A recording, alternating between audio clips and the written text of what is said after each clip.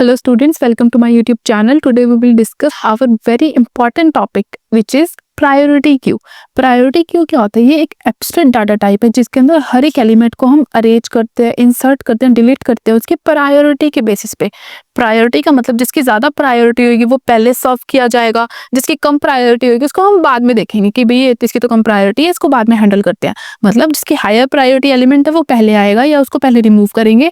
ये FIFO pattern पे काम करते हैं, मतलब फर्स्ट इन फर्स्ट आउट। मतलब ये क्यू है तो Q basically first in first out पे काम करता है, तो ये भी first in first out pattern पे ही काम करता है। ये अलो करता है इंसर्शन और डिलीशन किसी भी लोकेशन पे। मतलब हम इंसर्शन डिलीशन किसी भी लोकेशन पे इंप्रूव कर सकते हैं, परफॉर्म कर सकते हैं, but on the basis of its priority. अगर हमें प्रायोरिटी क्यू की रिप्रेजेंटेशन करनी है तो हम इसकी रिप्रेजेंटेशन कैसे करते हैं? प्रायोरिटी पास्ट, फिर आती है उसकी इन्फॉर्मेशन, फिर उसका लिंक्ड पार्ट, मतलब ये किसी और से लिंक्ड होगा। अगर हम उसकी नोड की रिप्रेजेंटेशन करें कि इसकी नोड की रिप्रेजेंटेशन कैसे होती है, मान लो उसके अंदर एलिमेंट्स हमने डाल रखा है तो उसको हम कैसे रिप्रेजेंट करेंगे? वो इस फॉर्म में होता है कि कोई भी हमने एलिमेंट जैसे इंसर्ट करे तो ये इंक्रीजिंग ऑर्डर में इंसर्ट हो रखे हैं। मतलब जो इसकी 2 होगा उसको हायर प्रायोरिटी दी गई है और 30 को लोअर प्रायोरिटी दी गई है। तो ये ऐसे, मतलब प्रायोरिटी क्यू को इंप्लीमेंट करने के लिए हमारे पास 2 टाइप होते हैं, ascending order and descending order. Ascending order तो मतलब क्या होगा कि लोअर वैल्यू सबसे पहले दी जाएगी और हायर वैल्यू सबसे लास्ट में। मतलब 2 को हायर प्रायोरिटी, 30 को lowest priority. Similarly second part होता है हमें डिसेंडिंग ऑर्डर। डिसेंडिंग ऑर्डर में अपोजिट हो जाता है, मतलब 30 को हम पहली प्रायोरिटी दे देंगे और 2 को लोअर प्रायोरिटी दे देंगे। अब असेंडिंग एंड डिसेंडिंग पार्ट के बाद हम पढ़ते हैं कि प्रायोरिटी क्यू में हम कौन से ऑपरेशंस को परफॉर्म कर सकते हैं। First is NQ. एनक्यू का मतलब हमें कोई भी एलिमेंट को इंसर्ट करना है हमारी प्रायोरिटी क्यू में on the basis of its priority, कि जिसकी हाईएस्ट प्रायोरिटी को पहले आएगा, जिसकी लोअर प्रायोरिटी वो बाद में आएगा। और सेकंड ऑपरेशन होता है हमारे पास डी क्यू। डी क्यू का मतलब होता है रिमूवल। कोई भी हमारे पास एलिमेंट है, उस प्रायोरिटी के में बहुत सारे एलिमेंट्स है, उसमें से कोई एलिमेंट को हमें रिमूव करना है, तो वो रिमूव कैसे करेंगे उस प्रायोरिटी के बेसिस पे, वो ऑपरेशन होता है हमारे पास डी क्यू ऑपरेशन। जो इस एनक्यू डी क्यू ऑपरेशंस होते हैं ना, ये तो हम यूज कर लेते हैं हमारे प्रायोरिटी क्यू में, बट प्रायोरिटी क्यू की एक एप्लीकेशन होती है। मतलब इसको और एफिशिएंट बनाने के लिए, इसको और ऑप्टिमाइज बनाने के लिए हम इसके एप्लीकेशन को यूज करते हैं, विच इज हीप। हीप क्या होता है? हीप एक special type of tree based data structure होता है। हमने डाटा स्ट्रक्चर पढ़ लिया। अब ट्री बेस्ड डाटा स्ट्रक्चर क्या होता है? ये एक हीप होता है जिसके अंदर जो ट्री होता है ना वो कंप्लीट बाइनरी ट्री होता है। कंप्लीट बाइनरी ट्री का मतलब क्या होगा?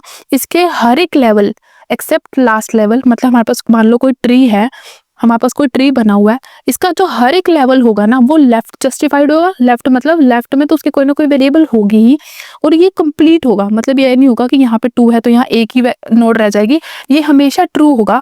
लेकिन ऐसा हो सकता है कि जो लास्ट वैल्यू हो वो कंप्लीट हो भी और नहीं भी, बट जिसके बीच की वैल्यूज है हमेशा कंप्लीट होनी ही चाहिए। Now what are the types of heap data structure? अब हीप हमने पढ़ लिया कि क्या होता है।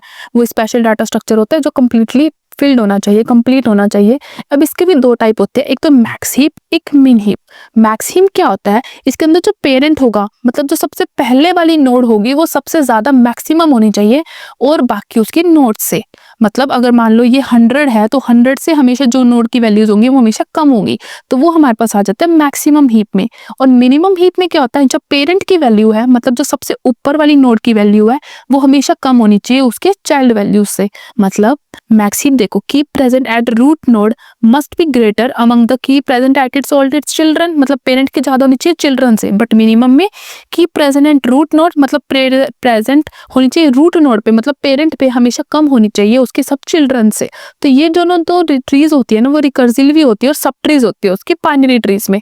जैसे फॉर एग्जांपल अभी हम देखते हैं कि कैसे रिप्रेजेंटेशन हम कर सकते हैं इनकी। जैसे मैक्सिमम मिनिमम आपने पढ़ लिया, तो इसमें जो मैक्सिमम होगी उसकी पेरेंट की वैल्यू हमेशा सबसे मैक्सिमम है, मतलब पेरेंट की जो वैल्यू है सबसे ज्यादा है उसकी चिल्ड्रन से। और सिमिलरली मिन हीप में जो पेरेंट की वैल्यू है कम है, मतलब 10 से कम तो कोई है नहीं, तो 10 सबसे मिनिमम होना चाहिए, बाकी कैसी भी हो सकती है। इसके अंदर में हीप सॉर्ट पढ़ते हैं। ये क्या होता है? कंपैरिजन बेस्ड सॉर्टिंग टेक्निक होती है जिसके अंदर हम जो वैल्यूज होंगी, जो टेक्निक्स होंगी उनको कंपेयर करते हैं, और जो ये हीप सॉर्ट होता है ना वो एलिमिनेट कर देता है उन एलिमेंट को एक एक करके जो हीप का पार्ट नहीं भी है और कोई भी वैल्यू ऐड नहीं करी हमारे सॉल्यूशन के अंदर। और इसको हम बोलते हैं it is an in place sorting algorithm. इसको हम इन प्लेस सॉर्टिंग एल्गोरिथम भी बोल सकते हैं। So this is all about this priority queue part. Keep learning. Thank you for watching.